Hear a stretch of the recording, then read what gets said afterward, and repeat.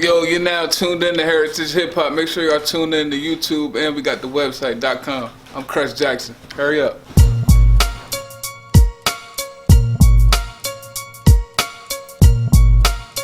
Peace and blessings, everybody. This is Karev, and welcome back to Heritage Hip Hop. And the reach of Heritage Hip Hop is so dope that I got somebody who explodes planets with his hands. Tell them who you are. I'm Krush Jackson, man. You know, Trenton, New Jersey. And we got South Jersey up on here finally. Yeah. Salute to South Jersey. I'm the first one. First one, Hey, South breaking Jersey. barriers, man. That's the goal, 2020. And what it's all about with us in South Jersey is we want to get down to South Jersey because we feel there's a false rumor of a North Jersey, South Jersey issue. And it caused somebody, to create something false called Central Jersey. So let's talk about the landscape of South Jersey hip hop. How would you describe it? I don't really. It's not really a difference, but it's a difference, and that's only because North Jersey is closer to New York. So naturally, they're gonna adapt the New York, lifestyle, flow, image. Whereas South Jersey is closer to Philly. And Philly and New York is two different places. So you get to South Jersey, it might be a little bit more Philly-ish. But as a whole, though, we still have our own flow, our own unique style, like our own way. Because we're Jersey, like we're different naturally. But South Jersey in the music game is pretty good. I mean, it's just like everybody else. Nothing dramatically different.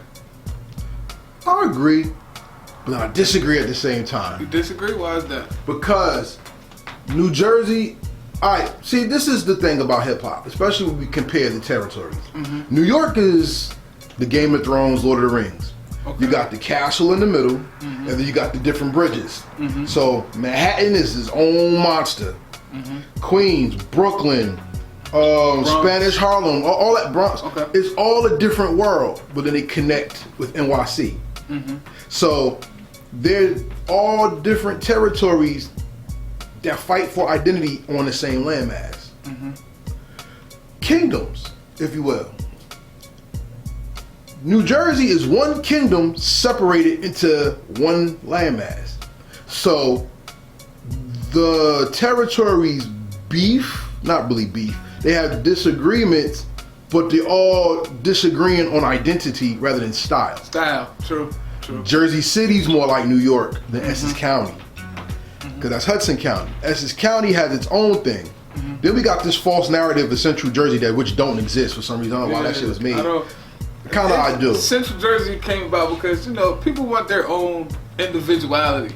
So it's like North Jersey and then South Jersey, and it's like, well, we right in the middle, so we're Central Jersey. Like, and it just, it's like, when one person says to another person, it's like, all right. But now when that person says to somebody else, somebody says to somebody else, and now it start to fluctuate. Now you got 2,000 people saying Central Jersey. It's like, oh, well, Central Jersey. Now them 2,000 people tell 2,000 people. Now you got, like, it's kind of, it just keep going. So now that's when it comes when Central Jersey and South Jersey. I mean, I don't really know. I was born in Patterson, though. I'm Shout from out to Patterson, P-Time. I was born in Patterson, but I've been living in Trenton since like 2001. So. How long did you rap for, though? I wrote my first raps 6th grade. I even got in trouble for it. What year was that? Not to date you. Try to call me old, man. Is it before 2001? Yeah, man. Okay, so look. That's an interesting lead-in to who you are as a person and as an MC. Because when you're grown in a certain environment, that environment plays into how your style, your technique, and even how your look is. So then, what did Patterson teach you about hip hop, and then how did you take that to Trenton and adapt? Well, see, I was young in Patterson, so I didn't really get a chance to maneuver. Like I was in Patterson, I was in up until the 6th grade. Then I moved down to Trenton. I've been there since the 7th grade. So on and so forth. So 6th grade was like 2000, somewhere around there, 99. I wrote, you know what I'm saying, I got in trouble, whatever. And it was always something I liked, but it wasn't like the forefront. Then as time went on, and I started rubbing shoulders with other people, it became more and more. But I want to say I recorded a song in like 2010, but I ain't really like push it. But like 2015, 16 is really when I was like, I started putting more and more. And then like 17, 18 is just when I was like, all right, I'm gonna put my foot on the gas and I'm gonna push it. And then that's when I just started shows and interviews, traveling here, there, North Carolina, Philly, North Jersey, South Jersey, all over the place, man. I respect that because you're already talking about putting into your craft when other people don't even like the show that they put in. And this is what I mean. Shout out to We Are Jersey because they helped us get to know and learn of you. And the interview was tight. You know what I'm saying? And part of understanding you is that you have a lot of honesty in your music. Mm-hmm. And as a man in the industry where a lot of people would rather fucking lie than be honest, right. Why is honesty the jewel that you put into your music? Because I'd rather you like me for me. Because now, I'm just being myself. I ain't gotta think about what I gotta say. It just flow. Mm-hmm. So whereas if I'm portraying to be you, I gotta think of what you would say and how you would say it and how this person would do it and how that person would do it, not how I would do it. If it's how I would do it, then it's just gonna, no question. If it's you portraying to be something else that you're not, now you gotta figure out how would I do it this way because this is the way I'm acting. Right. If you a stone cold killer, can't nobody tap you and you walk away or say my bad. Now you gotta kill him because you portraying this stone cold killer act. So whereas if somebody bump you and you regular about it and that's you, then you like, oh yeah, it's all cool. Don't worry about it. We in the club. Yeah, we having fun. It happens. Mm-hmm. But you're a stone cold killer. Can't nobody bump you in the club because now everybody looking at you like, what you gonna do? What you about to do? Because now you a stone cold killer. But in all actuality, you not. But if you don't, now you're not living up to your image. So now what you gonna do? But isn't that the unspoken rule of what hip hop has always been? That people played roles. Mm-hmm. And we were always taught in life, you on the stage. Life is a stage and everybody plays their part.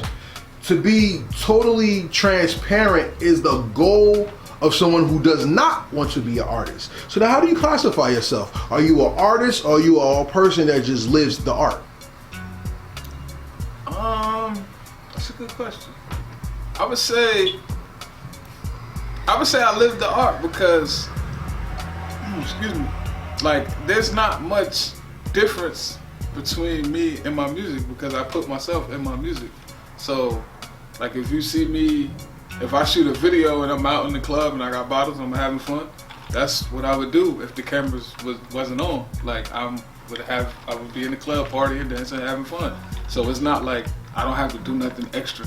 I don't have to go buy a mansion and shoot in there and act like I live in there. Nah, we're gonna shoot this in my backyard because this is where I'm at and I got a story to tell you in the backyard with the cookout. You know what I'm saying? So like I'd rather be authentic because people see that and they gravitate towards it.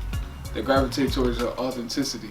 Whereas if, like you said, if you just portraying somebody just to portray somebody, then it's not gonna work. Sooner or later it's gonna come to light and they're gonna be like, yeah, we know. So then show me Krush Jackson the philosopher. Why is authenticity important now when in hip hop everybody's talking about being braggadocious and full of shit, but now people want to be authentic? Why do you think? Because I think it's because, you know, like they say history repeats itself. So, you know, not a lot of times, but when hip hop first started, I want to say like with Run DMC and LL Cool J, they were more so rapping what they were doing. You know, so that made them real hip hop artists.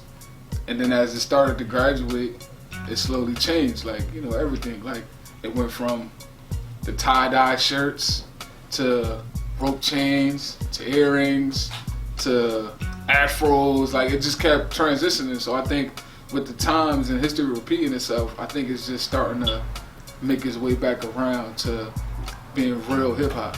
So it's like, all right, we did this, we did that, we did this. All right, now let's go back to the beginning and do it all over again.